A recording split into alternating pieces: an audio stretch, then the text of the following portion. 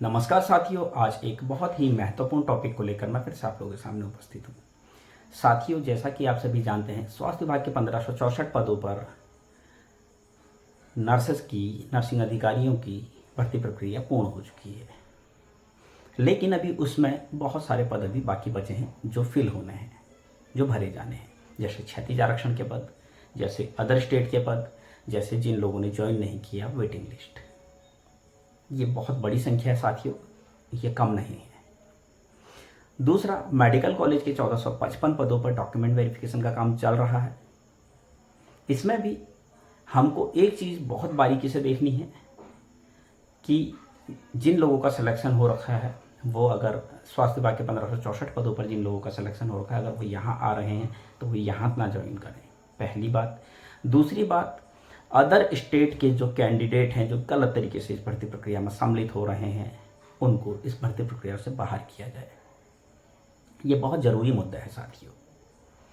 आज आपको लग रहा होगा कि हल्के फुल्के ज़्यादा से ज़्यादा कितने लोग होंगे, 100 लोग होंगे, 200 लोग होंगे।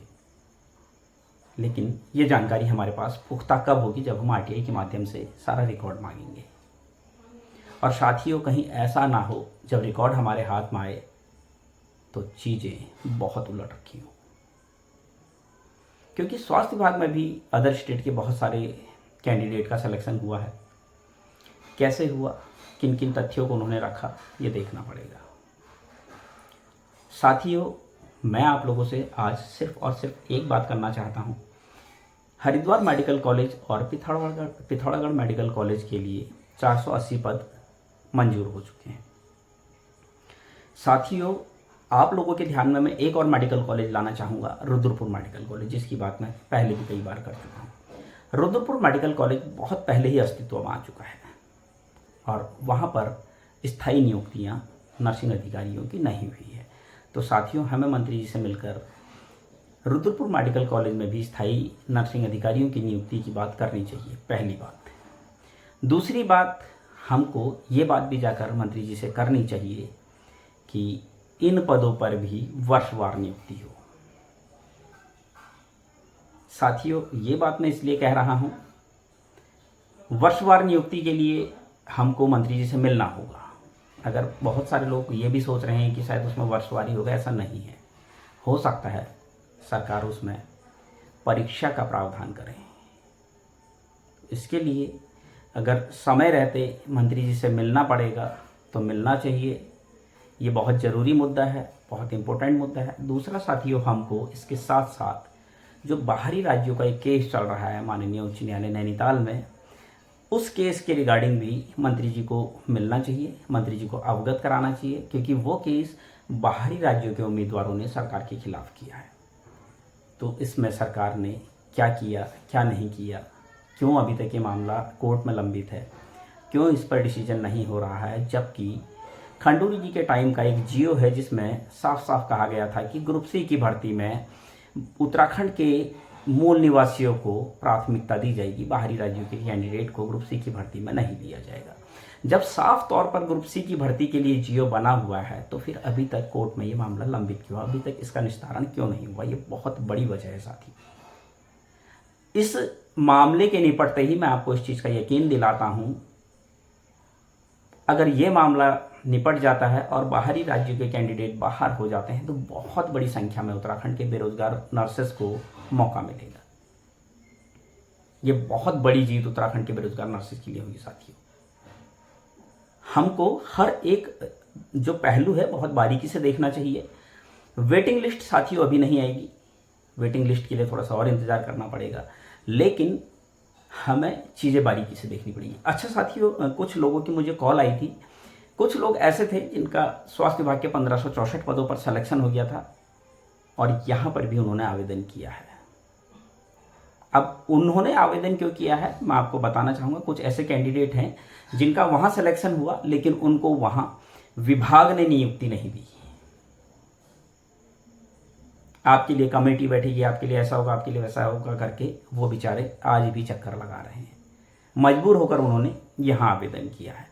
ऐसे ज़्यादा लोग नहीं हैं साथियों, ऐसे 2 या 3 लोग हो सकते हैं।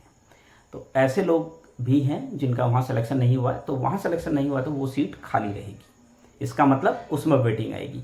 बहुत सारे लोगों का एक सवाल था कि जो लोग स्वास्थ्य विभाग के 1564 पदों पर ज्वाइन कर चुके हैं और वहां से छोड़कर मेडिकल कॉलेज के 1455 पदों पर आवेदन कर रहे हैं और यहाँ अगर उनका सिलेक्शन होगा तो वहाँ पर भी तो वेटिंग आएगी। तो साथियों, मैं आपको बताना चाहता हूँ, जिन पदों पर स्वास्थ्य विभाग के 1564 पदों के सापेक्ष जितने भी लोगों ने ज्वाइन किया है, वो अगर वहाँ अपना पद छोड़ के आते हैं तो वो पद समाप्त हो जाता है, उसमें वेटिंग नहीं आती है। वेटिंग सिर्फ उन्हीं पदों पर निकलेगी जिन पदों पर किसी भी व्यक्ति ने ज्वाइन नहीं किया है, मतलब जिसका सिलेक्शन हुआ था लेकिन उसने अपने वहाँ पर ज्वाइन नहीं किया, उन पदों पर वेटिंग आएगी, बाकी पदों पर वेटिंग नहीं आएगी। एक बात और कहना चाहूँगा साथियों, फिर से मैं एक ही चीज़ को रिपीट करूँगा, अगर आप लोग चाहते हैं कि वर्षवार नियुक्ति हो तो हम सभी को मिलकर, देखिए सभी लोगों को अपने घरों से तो निकलना ही पड़ेगा, सभी लोगों को अपने घरों से निकलकर मंत्री जी से मिलना होगा, मंत्री जी से निवेदन करना होगा कि इन पदों को वर्षवार नियुक्ति के द्वारा भरा जाए। अब इसमें दो पहलू हैं। जो लोग अगर चाहते हैं, अगर अधिक संख्या में लोग चाहते हैं एग्जाम हो तो एग्जाम के फेवर में जाएंगे, अगर लोग चाहते हैं इसमें भी वर्षवार नियुक्ति हो तो वर्षवार के लिए जाएंगे। देखना यह है कि कौन सा पक्ष ज़्यादा मजबूत होता है, कौन से लोग ज़्यादा मजबूती से अपनी बात रखते हैं, ये बहुत बड़ी बात है साथी। डिसीजन लोगों के काम पर निर्भर करता है कि किस तरह से वो मंत्री जी से मिल रहे हैं, किस तरह से लगातार वो जो है मंत्री जी से मिलकर निवेदन कर रहे हैं। साथियों, बहुत जल्द आपका हरिद्वार मेडिकल कॉलेज और पिथौरागढ़ मेडिकल कॉलेज, और साथ में मैं आपसे एक चीज़ और कह रहा हूँ, हमें रुद्रपुर मेडिकल कॉलेज को भी फोकस करना चाहिए। लगभग 250 पद वहाँ से भी बढ़ेंगे तो 720 के समथिंग पद हो जाएंगे और ये बहुत बड़ा आंकड़ा होगा, ये हल्का फुल्का आंकड़ा नहीं होगा साथियों, ये बहुत बड़ा आंकड़ा होगा और बहुत ज़्यादा बेनिफिट हमको मिलेगा। आप सोचिए 720 कैंडिडेट और बढ़ जाएंगे तो कहीं ना कहीं 720 का आंकड़ा बहुत अच्छा आंकड़ा है। सडनली मैं आपको सबसे पहले तो एक बात बताना चाहूँगा, इतनी भर्ती कभी आज तक पूरे उत्तराखंड के इतिहास में 700 भर्ती भी नहीं हुई है, 500 भी नहीं हुई है, और मंत्री जी लगातार भर्ती कर रहे हैं। अब अभी भी अगर हम तरीके से काम नहीं करवा सकते हैं तो फिर बेकार है। हमें मंत्री जी से मिलना चाहिए, उनका धन्यवाद भी करना चाहिए, क्योंकि इतना बड़ा डिसीजन उन्होंने लिया है, इतने अच्छे ढंग से वो काम कर रहे हैं। और मुझे बोलते हुए बिल्कुल भी गुरेज नहीं होता है कि पूरी सरकार में एक स्वास्थ्य मंत्री और शिक्षा मंत्री, 2 मंत्रालय हैं धन सिंह रावत जी के पास, उनके अलावा शायद ही कोई इतनी विज्ञप्तियाँ निकाल रहा होगा, कोई इतना बेरोजगारों के विषय में सोच रहा होगा जितना कि अकेले स्वास्थ्य मंत्री जी सोच रहे हैं। मुझे ऐसा लगता है कि पूरी सरकार के बदले का अकेले धन सिंह रावत जी ही सोच रहे हैं। ये बहुत बड़ा काम है साथियों, हमें मंत्री जी से मिलना चाहिए, उनका धन्यवाद करना चाहिए। जिस तरह से वो काम कर रहे हैं ये किसी से नहीं छुपा है, आज आप कहीं पर भी जाएंगे तो उनका नाम आता है कि हाँ मंत्री जी बहुत अच्छा काम कर रहे हैं, और उनका काम लोगों को दिख रहा है। जो लोग इन विभागों से नहीं भी है वो भी यही बोलते हैं कि धन सिंह रावत जी की तरह और मंत्रियों को भी होना चाहिए, उनको भी ऐसे इनसे सीखना चाहिए, बेरोजगारों के बारे में उनको भी संज्ञान लेना चाहिए। जिस तरीके से धन सिंह रावत जी काम कर रहे हैं, शिक्षा में आप देख लीजिए, स्वास्थ्य में आप देख लीजिए, लगातार भर्ती आ रही है, तो वाकई आ रही है, ऐसा नहीं कि नहीं आ रही।